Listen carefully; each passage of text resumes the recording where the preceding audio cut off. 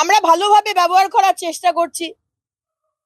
তারপর 20 তারিখের পরে কোন দিক থেকে কোথায় কি ছুটবে, কি হবে, কে ঢুকবে, কিছু বলা যাচ্ছে না।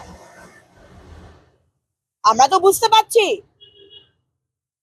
মোহাম্মদ ইউনূসের সরকার কিভাবে বাংলাদেশের গরিব, অর্ধশিক্ষিত সেই মানুষদের কিভাবে ভারতের এগেনস্টে তাতাবার চেষ্টা করছেন, উস্কাবার চেষ্টা করছেন, এটা আমরা বুঝতে পারছি।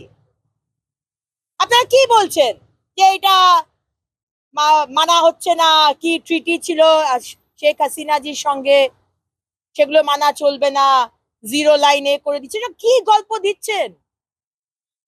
যা হয়ে এসছে, যা ইন্টারন্যাশনাল ল সেই হিসেবে করা হচ্ছে। তো এগুলো করে কোনো লাভ হবে না মোহাম্মদ ইউনূস। 20 তারিখের জন্য অপেক্ষা করছি আমরা। 20 তারিখ পর অনেক কিছুই দেখতে পাবেন। তারপর মোহাম্মদ ইউনূস আপনি কোথায় থাকবেন সেটা একবার দেখে নিন। দেখুন, আজকে বাংলাদেশ বলুন বা পাকিস্তান বলুন, দুটো দেশই তো ভারতবর্ষের, অখণ্ড ভারতবর্ষের অন্তর্গত ছিল। আর জওয়াহরলাল নেহরু আর মহাত্মা গান্ধীর জন্য আজকে দেশকে ভাগ হতে হয়েছে। এবং হতে হলো তো হলো সেইখানে যারা হিন্দুরা রয়ে গেল, তারা দেখলাম বছরের পর বছর তারা শুধু কমতে থাকলো। ভারতবর্ষের মুসলমান বাড়ছে, ফুলে ফলে তারা বাড়ছে। আর পাকিস্তান বলুন আর বাংলাদেশ তো আমরা সবাই জানি কি হচ্ছে। আর মোহাম্মদ ইউনূসের ইন্টারিম গভর্নমেন্ট, তিনি বুঝছেন যে তাকে যদি, এই সরকারকে যদি থাকতে হয়, ইলেকশন এখন সে করবে না, সে বলেই দিয়েছে।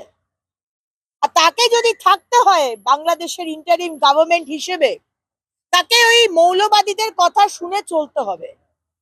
মৌলবাদীরা চাইছে এখানে হিন্দু থাকবে না, হিন্দুরা ইদার চলে যাক, নয়তো ধর্ম চেঞ্জ করুক। তাই জন্য মৌলবাদীদের কথায় হ্যাঁতে হ্যাঁ মেলানো হচ্ছে।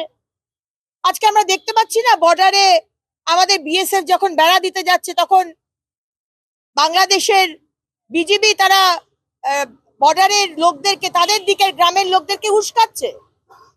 দেখো তোমাদের জমি নিয়ে নেবে ভারত সরকার, দেখো তোমাদের পুকুর নিয়ে নিচ্ছে, দেখো তোমাদের জমি বা বাড়ি নিয়ে নিচ্ছে, তাদেরকে উস্কানো হচ্ছে। কারণ তিনি ভাবছেন যে ভারত বিদ্বেষ, এইটাকে এজেন্ডা করে উনি রয়ে যাবেন। এটা হচ্ছে মোহাম্মদ ইউনূস সরকারের এজেন্ডা। ভারত বিদ্বেষী শক্তি, তাকে বাড়াওয়া দেওয়া, ভারতের এগেনস্টে কথা বলে মানুষকে উস্কানি দেওয়া, এইভাবে উনি ভাবছেন উনি সরকারে থাকবেন। না, এইটা কি করে সম্ভব? মানে ভারতকে হিন্দু রাষ্ট্র করলেই কি সমস্যার সমাধান হবে আপনারা মনে করছেন? দেখুন, ভারতবর্ষকে হিন্দু রাষ্ট্র করা হবে কি না, সেটা তো আমার শীর্ষ নেতৃত্ব, কেন্দ্রীয় সরকার, মাননীয় প্রধানমন্ত্রী নরেন্দ্র মোদীজি ডিসাইড করবেন। কিন্তু আমাদের যে কনস্টিটিউশন, সেখানে প্রথম থেকে যে কনস্টিটিউশন হয়েছিল, সেখানে তো সোশ্যালিস্ট অ্যান্ড সেকুলার এই কথাটা ছিল না। এরা তো চালাকি করে জওয়াহরলাল নেহরু এবং কংগ্রেস সরকার এবং ইন্দিরা গান্ধী এমার্জেন্সির সময় ঢুকিয়েছে। পুরো জিনিসটাকে ঘোট পাকিয়ে দিয়েছে এই কংগ্রেস। এবার হিন্দু রাষ্ট্র হবে কি না, সেটা আমাদের শীর্ষ নেতৃত্ব বলবেন, আমার বলার কিছু নেই।